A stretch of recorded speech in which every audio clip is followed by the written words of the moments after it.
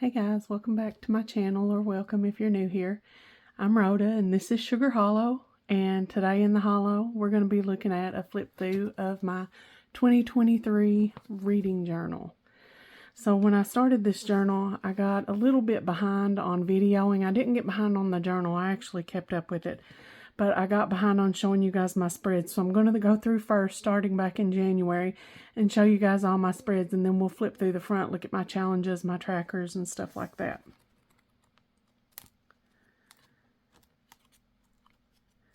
So here is my January. This is where I started. I always did something for the cover page, and I kind of ran out of ideas after a while, but this is how I do all my cover pages. Then I do full spreads. Let me see if I can zoom out just a little bit for you. I do full spreads for all of my books. So the first book of the year that I read was, oh, is that the wrong one? Or is this the first one? No, this is the first one that I read. I'd forgotten. It was Under the Whispering Door by T.J. Klune. It was pretty good. Most of the books that I read are pretty good. If they're not, I DNF them. The second one that I read was The Hacienda by Isabella Cañas, or Cañas. I'm not sure if I'm pronouncing these correct. And that was it for January. I only read 2 books. Then in February, and I'm going to go kind of quick on this. You guys don't want to see all these spreads if you've seen them before.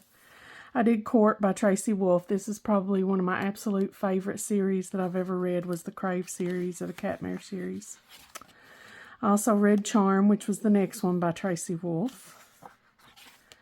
I did Long Live the Pumpkin Queen. This was by Shaya Finshaw. And it was about Sally and Nightmare Before Christmas, if you can't tell. I did Tracy Flick Can't Win by Tom Perrotta. Then we get into March. I did In Every Generation. This was by one of my favorite authors. But I didn't really, it was by Kendar Blake. I didn't really realize that she did stuff like this, but it's kind of like a fan fiction for the Buffy verse. If you're into Buffy the Vampire Slayer, you would like this story, this In Every Generation. Then I did Member of the Family by Diane Lake. She was a member of the Manson family, one of the girls. So that was a true story. I know I don't do a whole lot of nonfiction, but when I do, it's usually a biography. I read Demon Copperhead. I know that was a favorite by a lot of people. I did Verity. Wow, this story. If you've not read Verity, I suggest that you do. It's by Colleen Hoover. This story, it was a good one. You need to read it. Then we get into April. I did The 7 Husbands of Evelyn Hugo. This was another really, really good story that you need to read if you've not. It's by Taylor Jenkins Reid. I did Bunny by Mona Awad. This one was weird. Then that gets us into May. I did Vegetarian by Han Kang. I didn't have a lot to write on that one. Some of them I don't, so I try to fill them in. But you'll see as I get toward the end, I even have trouble kind of filling in. There's a lot of space, a lot of white space. I did The Fae Princes. This is another series that I really enjoy. You can find it on Kindle Unlimited. It's by Nikki St. Croix. I will tell you, though, it's, as you can see up here, you get an idea that it's about Peter Pan, and it is, but don't think in any way it's like a children's story. It goes way beyond into adult fiction, if you get what I'm saying.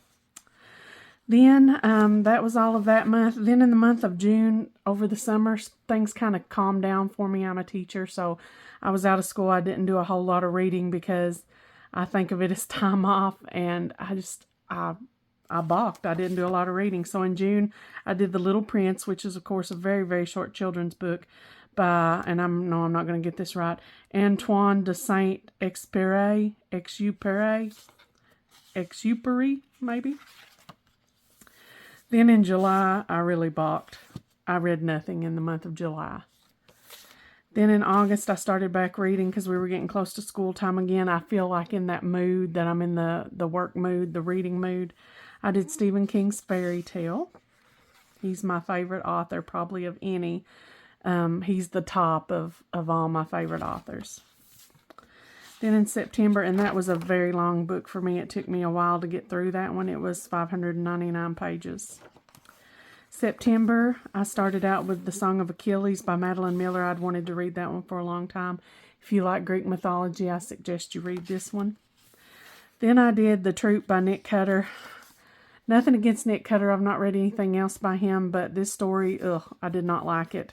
I gave it 1 star. I pretty much would have DNF'd it, but I wanted to see what happened in the end. But I don't like books that have a lot of gross stuff. And when you start talking about like parasites and stuff like that, it really gets me. I don't like it. But I went on to better things with Daisy Jones and the Six by Taylor Jenkins Reid. And I'm just now realizing, I don't know why, I'm just now realizing, looking at the name, that it's the same one that did The Seven Husbands of Evelyn Hugo. No wonder I liked it as well. Then I did In the Lives of Puppets by T.J. Klune. I've really become a fan of T.J. Klune. I like his work. Or her work. Is T.J. Klune a male or a female? I'm not sure.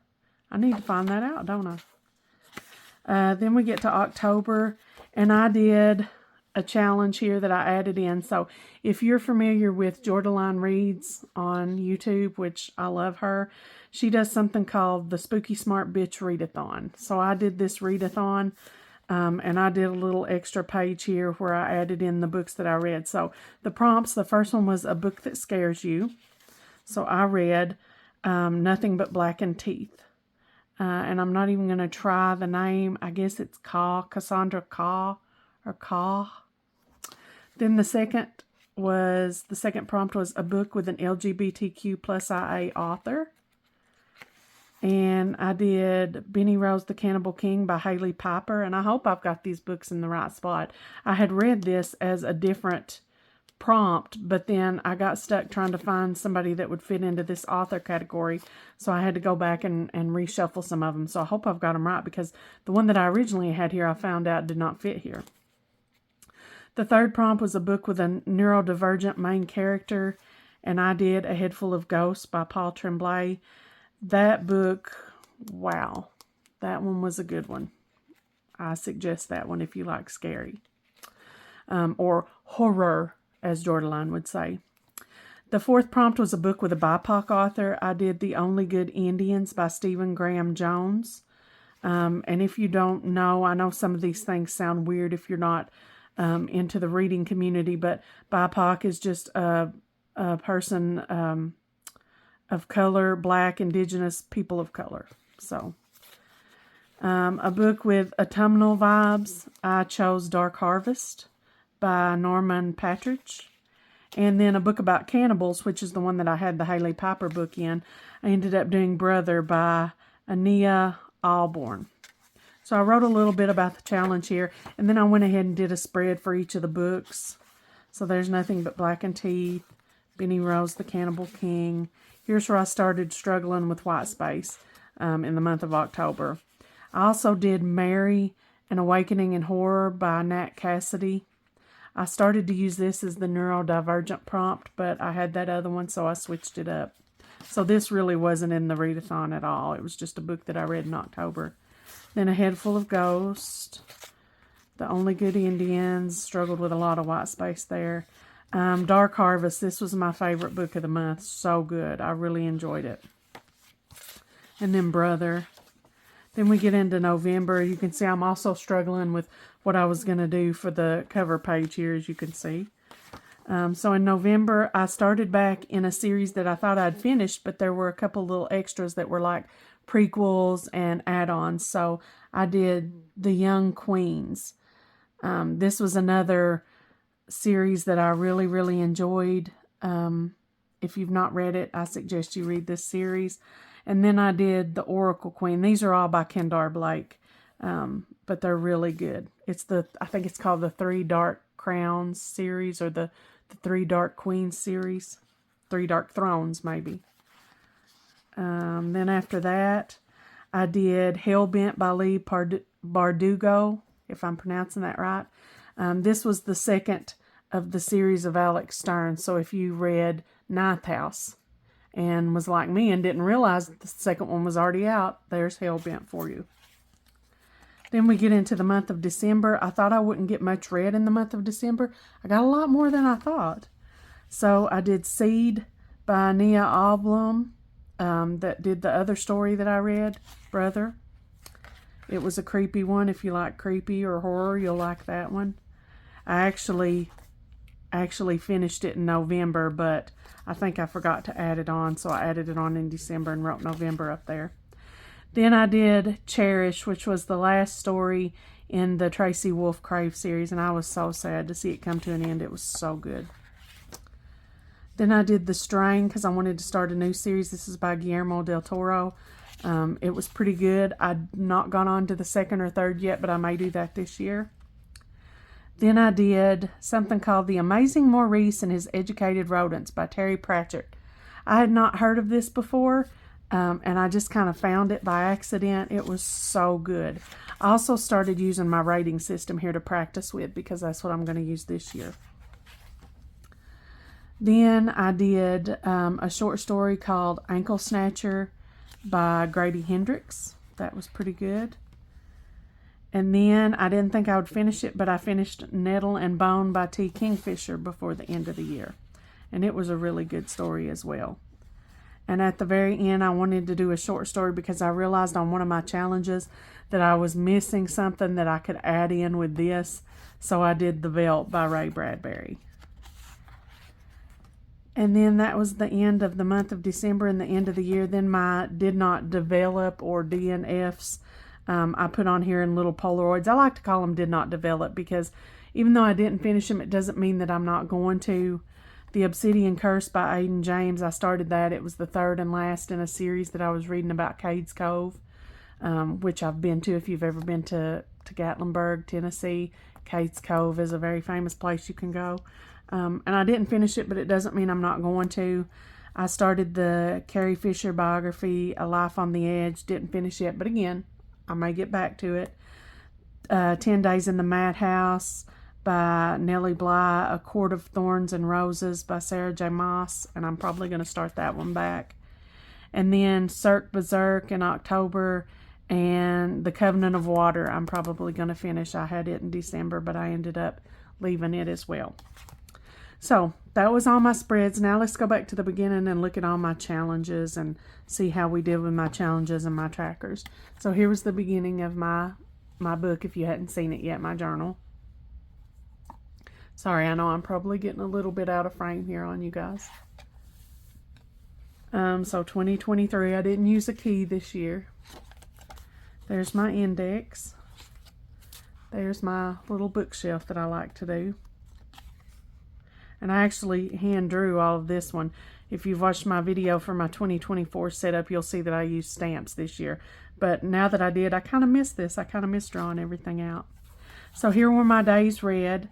I went through and marked all the days that were read, and I went through and put little lines on the days that I didn't read. As you can see, June and July are pretty full of little squiggly lines that I didn't get read. Here was my reading goal, 23 and 2023. Which I surpassed. Then I had book bingo, and I got all of it except a physical book and a graphic novel, so I almost blacked out the whole board. Did pretty good on that. My A to Z challenge, I could have gotten this one finished. I had enough books to get it finished. I just didn't have the right ones. I had a lot of C's because of the Tracy Wolf series. I had a lot of S's. So there was a lot on there that I didn't get, but I like to do it organically. I don't really like to go through and try and handpick things, but I did on a couple. There's my book series, my word gems, words that I found that I liked or didn't know, hadn't seen before. So here's my Paint by Books challenge. This was the one where I had one left. I had orange left, and I thought, wow, I can't just let go with one left. So I found that cover for The Veldt, and that was why I read that one there at the end. And I can't believe I hadn't read The Veldt yet. I knew what it was about. I'm a big fan of Ray Bradbury, but I'd never actually sat down and read the story. So I did that so I could complete my Paint by Books challenge. And again, same as the other, I had a lot of books that were blue. I had some that were purple and yellow, but it got down to the end and I didn't have any orange, so that's what I had to work on. Here's my genre tracker. I had no manga and no graphic novels. I'm a little bit ashamed of that. I'm going to try and fix that this year. And I'm going to try and read more than just horror and fantasy. I don't read a lot of any other genre, so I need to fix that. So here's my year in review. I had 0 physical books that I read. I had 36 ebooks and 1 audio book. Total pages read, if I got it added up right, was 12,515. Oh, I forgot to put my ratings in. How many books were 5, 4, 3, 2, and 1 stars? Shoot, I'll have to fix that. Books bought, 0. That's technically not true because I have Kindle Unlimited, and I forgot some of the books that I bought for the Smokey Smart Bitch Readathon I actually purchased, so I need to fix that as well. But physical books, I bought none. DNF 6, library borrows from Libby 29. Total days read 253. Total books read 37. 27 were from Libby. 10 were from Kindle Unlimited. And then there's my book of the year, but notice I have a little tip in on there. I'm not going to show you that one yet because I want to show you my book bracket. Here's my TBR list. I did get to some on there, but again, this is just suggestions for me. I don't necessarily go by it and say, okay, I have to read off my TBR list. Okay, so here's my book bracket. Is this my last one? No, let me show you my last challenge. I had one last page free, so I found something called the Rory Gilmore Book Challenge. If you're a fan of the Gilmore Girls, you'll know who that is. And I actually almost completed this. The only thing I had left was poetry. And if I'd noticed that right at the end, I would have probably tried to read something just so I could finish it up, but I didn't quite make it. So here's my book bracket. So let's go over this one. So I did it by month. I'm going to do it differently this year, and you'll see when I finish my book at the end of the year, my reading journal.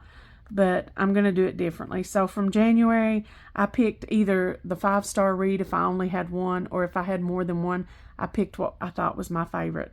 So I picked The Hacienda. And in February, I picked Charm. In March, I picked Verity. In April, The 7 Husbands of Evelyn Hugo. May, The Fey Princes. June, The Little Prince. July, I had nothing, so that was just a buy. August, Fairy Tale. September, Daisy Jones and the Six. October, Dark Harvest. November, The Young Queens. And December, Cherish. So out of The Hacienda and Charm moved on for me because that's one of my favorite series. Between Verity and The 7 Husbands of Evelyn Hugo, this one was a hard one. And that's why I'm going to do my book bracket differently this year. Putting these two up against each other was not fair because even though I love The 7 Husbands of Evelyn Hugo, Verity, pretty much, that story lived in my head rent-free for quite a while.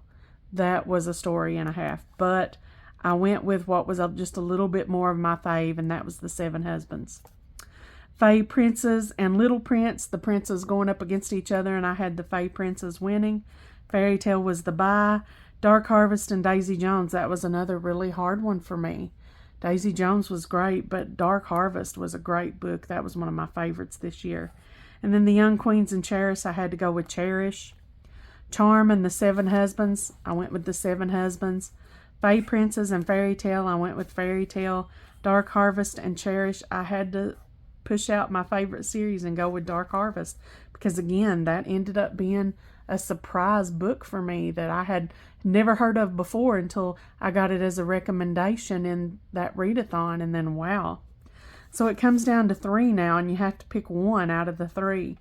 So it was pretty hard for me, but I thought for sure at the beginning, okay, I don't have any questions about it. Dark Harvest is going to win, although I loved Fairy Tale, but it got so slow for me where it was so long.